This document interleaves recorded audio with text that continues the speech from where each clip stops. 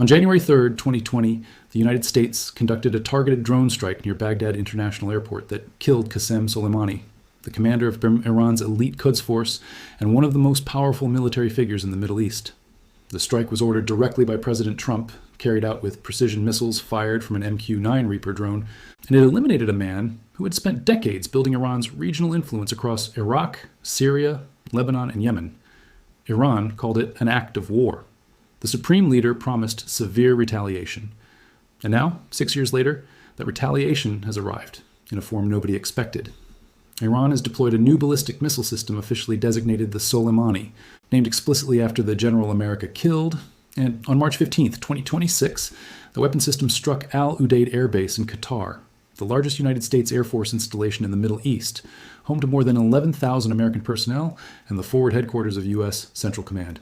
The base houses the 379th Air Expeditionary Wing, coordinates drone operations across the entire region, and serves as the primary logistics hub for American military power projection from the Mediterranean to the Indian Ocean.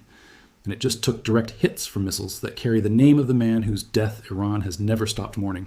Over the next few minutes, I'm going to show you exactly what happened at Al Udeid, why this missile system represents a fundamental shift in Iran's military strategy, and what naming a weapon after Soleimani tells you about where this conflict is heading next.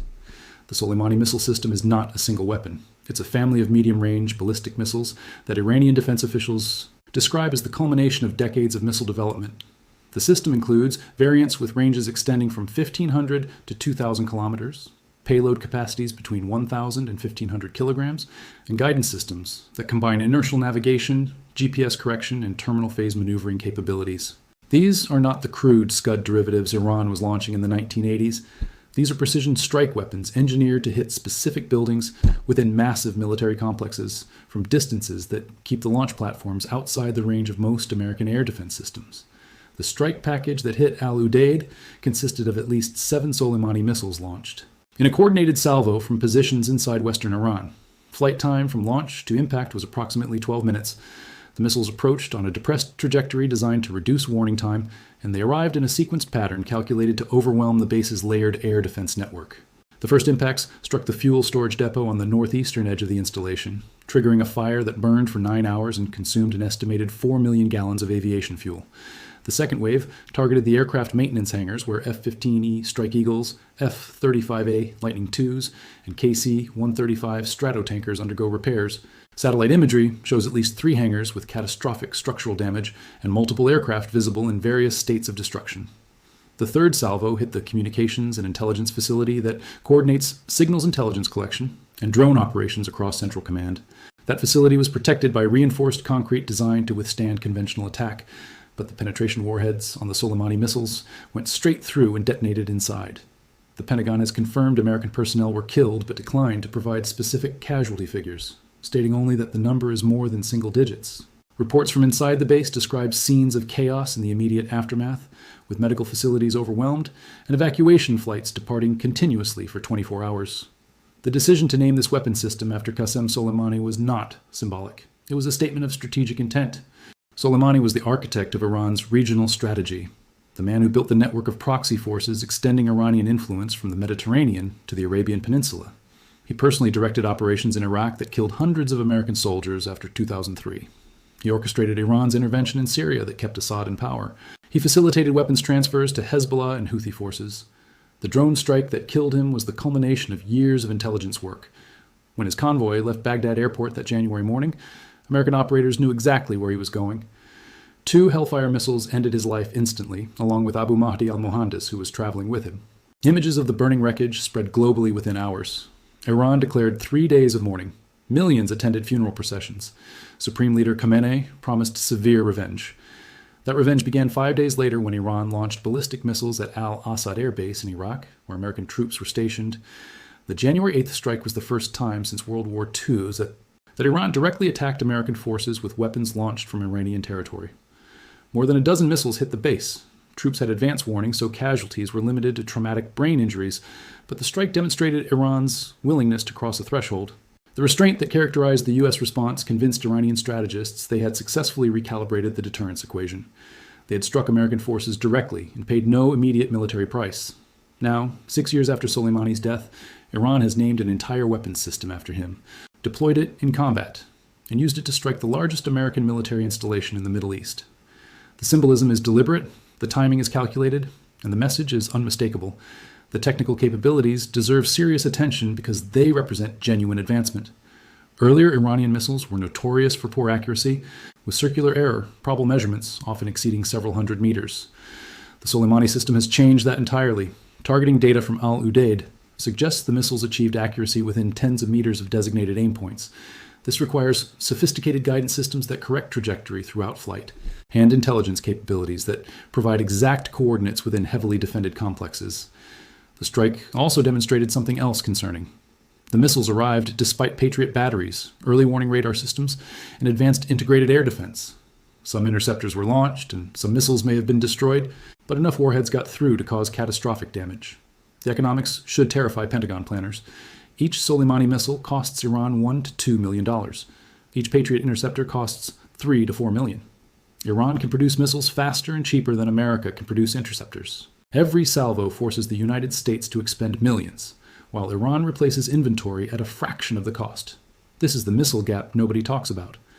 Beyond immediate tactical implications, the strike forces a broader strategic question. What exactly is the American red line? The 2020 al-Assad strike crossed a threshold without triggering military response. Attacks on Saudi oil facilities damaged critical infrastructure without prompting retaliation. Iranian proxies have struck American positions hundreds of times without decisive escalation. Now, Iran has attacked the largest American airbase with weapons named after a man the U.S. killed, and the response has been limited to condemnation. This pattern creates a problem. If adversaries believe they can strike American forces without disproportionate retaliation, deterrent value erodes. Every unanswered attack becomes evidence the threshold is higher than assumed. Iran appears to be conducting that test systematically. The diplomatic response has been revealing. Qatar expressed concern about escalation, a shift from previous positions. UAE emphasized neutrality. Saudi Arabia declined to issue any statement, a silence that speaks volumes. These reactions reflect broader recalculation across the Gulf. For decades, these countries relied on American military protection. They hosted bases and aligned policies in exchange for guarantees that American power would deter Iranian aggression. That guarantee is now questioned. If Iran can strike al-Udeid and face no decisive consequence, what does American protection mean? The Soleimani deployment also signals how Iran approaches long-term competition with America. For years, Iranian strategy relied on proxies to project power while maintaining deniability. Al-Udeid represents departure from that model. Iran is now willing to use its own weapons from its own territory against American targets, naming those weapons after figures whose deaths it blames on American action. Iranian leadership believes the strategic environment has shifted sufficiently to justify risks that would have been unthinkable previously. Part of that calculation stems from assessment of American domestic politics. Wars in Iraq and Afghanistan created deep skepticism about military commitments in the Middle East. That skepticism translates into political pressure, limiting options available to any president considering action against Iran. Iranian strategists understand this dynamic and exploit it systematically. Despite economic pressure from sanctions, Iran continues investing heavily in ballistic missiles, drones, and nuclear infrastructure. Resources come at expense of civilian development and living standards, but the regime prioritizes military capabilities. That reflects strategic judgment that military power provides the most reliable means of survival. The Soleimani system is physical manifestation of that judgment, a platform costing hundreds of millions while Iran's economy struggles. Naming it after Soleimani serves domestic political purposes. He remains revered within Iran, particularly among the revolutionary generation. His funeral drew massive crowds. His image appears regularly in state media. By naming a major weapon system after him, the regime reinforces his status as national hero and ties his legacy to ongoing resistance. This legitimizes continued military spending by linking it to a figure commanding genuine respect.